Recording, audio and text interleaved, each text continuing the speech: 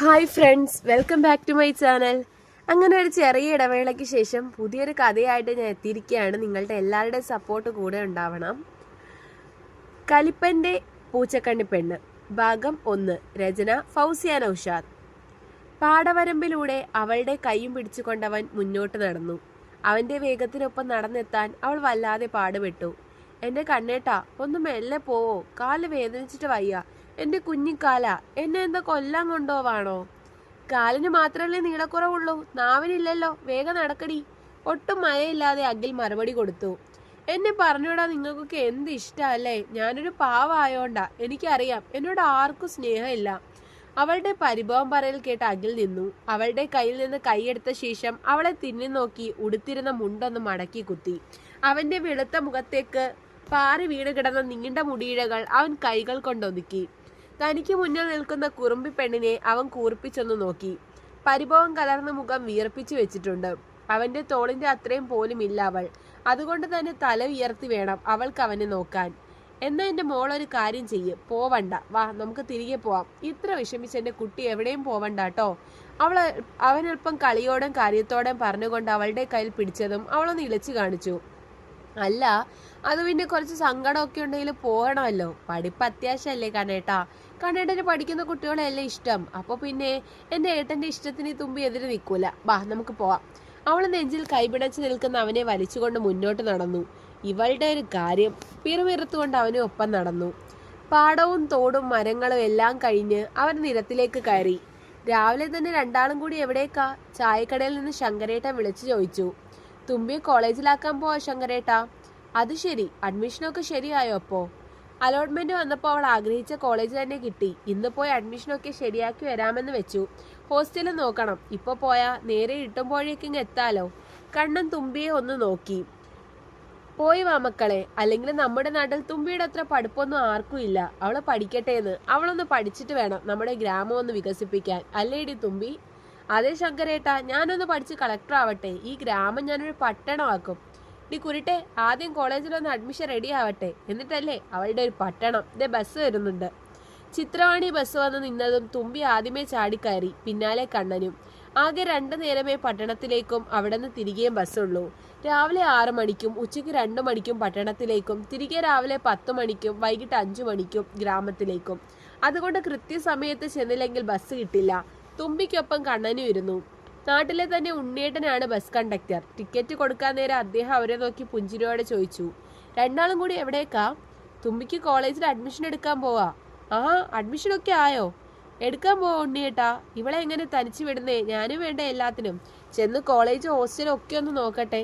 തുമ്പിയെ നോക്കിയൊന്ന് ഗൗരവത്തിൽ അവൻ പറഞ്ഞതും അവൾ അവനെ നോക്കി കളിയാക്കി.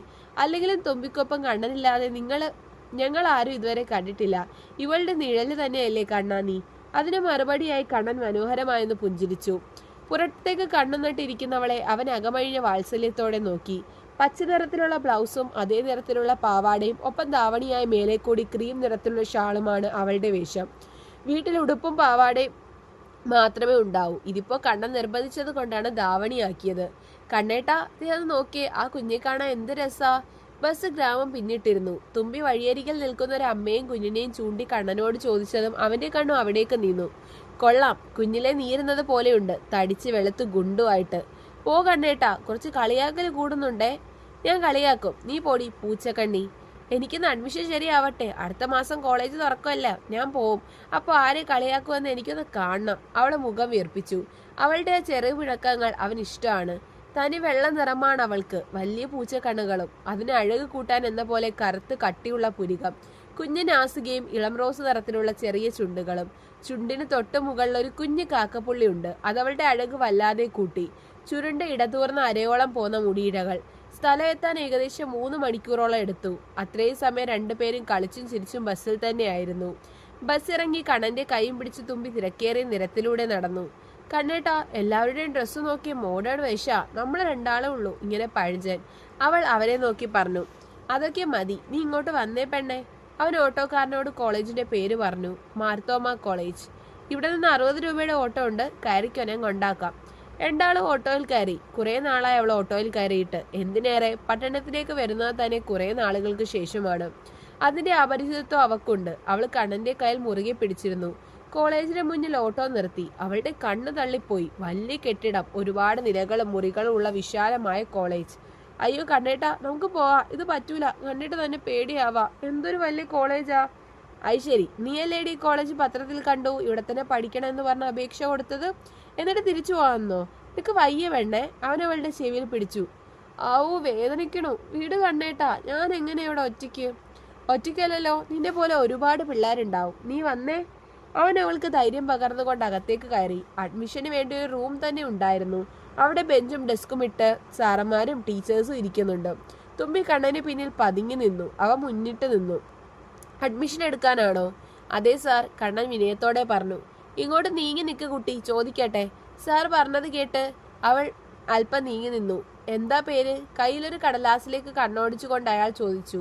കാവ്യ. കാവ്യ മാധവനോ? പരിഹാസത്തോടെ അയാൾ ചോദിച്ചത് തുമ്പി പല്ല് കടിച്ചു. അല്ല, കാവ്യശ്രീ. അയാൾ കടലാസിൽ ആ പേര് കണ്ടെടുത്തു. തുടർന്ന് അഡ്മിഷന് വേണ്ടുന്ന രേഖകൾ ചോദിച്ചു. കണ്ണൻ കയ്യിലിരുന്ന ബാഗിൽ നിന്ന് അതൊക്കെ പുറത്തെടുത്തു കൊടുത്തു. താനാണോ പേരന്റ്? സർ സംശയത്തോടെ അവനെ നോക്കി. ഞാൻ കാവ്യയുടെ ബ്രദറാണ് സർ, അഖിൽ കൃഷ്ണ. അമ്മയ്ക്ക് ഒരുപാട് യാത്ര ചെയ്യാൻ പറ്റില്ല, അതാ ഞാൻ വന്നത്. ഓക്കെ. അഡ്മിഷൻ എടുക്കാൻ വേറെയും കുട്ടികൾ വന്നിട്ടുണ്ടായിരുന്നു. എല്ലാവരും ജീൻസും ടോപ്പും ടീഷർട്ടും ഒക്കെയാണ് വേഷം. തുമ്പിക്ക് വല്ലാത്ത കുറച്ചിൽ തോന്നി. കോളേജിൻ്റെതായിട്ട് ഹോസ്റ്റലില്ല, പുറത്ത് എവിടെയെങ്കിലും നോക്കണം. സർ കുറച്ച് ഹോസ്റ്റലിന്റെ ഡീറ്റെയിൽസ് പറഞ്ഞു കൊടുത്തിരുന്നു. കോളേജിൽ നിന്ന് 1-2 കിലോമീറ്റർ ദൂരമേ ഉള്ളൂ അവിടേക്ക്. നടന്നോ ബസ് പിടിച്ചോ വരാം. കോളേജിലെ കാര്യങ്ങൾ പൂർത്തിയാക്കിയ ശേഷം തുമ്പിയും കൂട്ടി കണ്ണൻ ബസ് പിടിച്ച് ഹോസ്റ്റലിലേക്ക് എത്തി. മാതാ ഹോസ്റ്റൽ. അവർ വന്ന സമയത്ത് തന്നെ മറ്റൊരു പെൺകുട്ടി അച്ഛനും അമ്മയ്ക്കും ഒപ്പം വന്നിറങ്ങിയിരുന്നു. ടോപ്പും ജീൻസും ആയിരുന്നു അവളുടെ വേഷം. വെളുത്തു മെലിഞ്ഞൊരു പെൺകുട്ടി. മെലിഞ്ഞതെന്ന് തീർത്തു പറയാൻ പറ്റില്ല, എന്നാ ഒരുപാട് തടിയുമില്ല. തുമ്പിയുടെ അടുത്തേക്ക് അവൾ നടന്നു വന്നു. മാർത്താമ കോളേജിൽ അഡ്മിഷൻ എടുത്ത കുട്ടിയല്ലേ, BA ഹിസ്റ്ററിക്ക്? ആ കുട്ടിയുടെ ചോദ്യത്തിന് അതേ എന്ന അർത്ഥത്തിൽ തുമ്പി തലയാട്ടി. ഞാനും അതെ, അവിടെ വെച്ച് പരിചയപ്പെടാൻ പറ്റിയില്ല. എന്താ പേര്? കാവ്യശ്രീ. നല്ല പേര്. എൻ്റെ പേര് അപർണ. അപ്പൂന്ന് വിളിക്കും. വീട് ട്രിവാൻഡ്രാ. ഇവിടെ ഇനി മുതൽ നിൽക്കുന്നേ. കാവ്യ ഇവിടെ അല്ലേ? ആണ്. എല്ലാവരും അകത്തേക്ക് കയറി. ഹോസ്റ്റൽ 2 പേർക്കും അഡ്മിഷൻ എടുത്തു. വാർഡൻ കുറച്ച് നിയമങ്ങളൊക്കെ പറഞ്ഞു. രാത്രി 7 മണിക്ക് മുമ്പ് ഇവിടെ കയറണം, അത് നിർബന്ധമാണ്. പിന്നെ കോളേജ് ഇല്ലാത്ത ദിവസം പുറത്തു പോകണമെങ്കിൽ ഇവിടെ എന്നോട് പറഞ്ഞിട്ട് വേണം പോവാം. പുറത്തുനിന്ന് ആരെയും വിളിച്ചു കയറാൻ പറ്റില്ല, അതിനി പെണ്ണാണെങ്കിൽ പോലും. തോന്നിയതുപോലെ ഇവിടെ നടക്കാൻ പറ്റില്ല. തുറന്നു തന്നെ അവർ പറഞ്ഞു. അതൊക്കെ കണ്ണനും അപർണയുടെ അച്ഛനും അമ്മയും സമ്മതിച്ചു. അതൊക്കെ നല്ലത് തന്നെയാണ്. തൊട്ടാൽ പൊള്ളുന്ന പ്രായമാണല്ലോ, കുറച്ച് സ്വാതന്ത്ര്യം വേണമെന്നൊക്കെ തോന്നും. പക്ഷെ എല്ലാം അങ്ങ് കൊടുത്താൽ കൈവിട്ട് പോവുകയും ചെയ്യും. അപ്പോൾ ശരി, അഡ്വാൻസ് തുക 500 അടച്ചോളൂ. മാസം 3500 രൂപ അടയ്ക്കണം. ഫുഡ് ഉൾപ്പെടെയാണ്.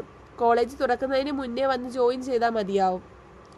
പറഞ്ഞതുപോലെ അവർ കാര്യങ്ങളെല്ലാം പൂർത്തിയാക്കി. കണ്ണൻ പടം അടച്ചു. ഒരു മുറിയിൽ എത്ര പേരാ? ഇവർക്ക് 2 പേർക്കും ഒരു മുറി കൊടുക്കാൻ പറ്റുമോ? അപർണയുടെ അമ്മ ചോദിച്ചു. ഒരു മുറിയിൽ 3 പേരാ. ഇവർക്ക് 2 ആൾക്കും ഒരു മുറി അലോട്ട് ചെയ്തിട്ടുണ്ട്. ഇനി ഒരാൾ കൂടി വരും. Thank you. എന്നാൽ ഞങ്ങൾ നെക്സ്റ്റ് മന്ത് വരാം. ഇറങ്ങാൻ നേരം അപർണ കാവ്യയുടെ കയ്യിൽ പിടിച്ചു. നമുക്ക് അടുത്ത മാസം കാണാട്ടോ. കുട്ടിയുടെ നമ്പർ തരുമോ? കയ്യിലിൻ്റെ സ്മാർട്ട് ഫോൺ ഓൺ ആക്കിക്കൊണ്ട് അവൾ ചോദിച്ചു. എനിക്ക് ഫോണില്ല, തുമ്പി നിസ്സഹായമായി പറഞ്ഞു. സാരമില്ല, കുട്ടി നമ്പർ നോട്ട് ചെയ്തോളൂ. എൻ്റേതാ, വേണ്ടപ്പോൾ വിളിച്ചാൽ മതി, ഞാൻ തുമ്പിക്ക് കൊടുത്തോളാം. കണ്ണൻ്റെ നമ്പർ അപർണ ഫോണിൽ സേവ് ചെയ്തു. 2 പേരും 2 വഴിക്ക് പിരിഞ്ഞു. കണ്ണൻ്റെ കയ്യിൽ ചുറ്റിപ്പറ്റി വരാനിരിക്കുന്ന കോളേജ് ദിവസങ്ങളെ സ്വപ്നം കണ്ട് തുമ്പി നാട്ടിലേക്ക് തിരിച്ചു. തുടരും. കഥ ഇഷ്ടമായെങ്കിൽ ലൈക്ക് ചെയ്യാനും ഷെയർ ചെയ്യാനും കമൻറ്റ് ചെയ്യാനും മറക്കരുത്. നന്ദി.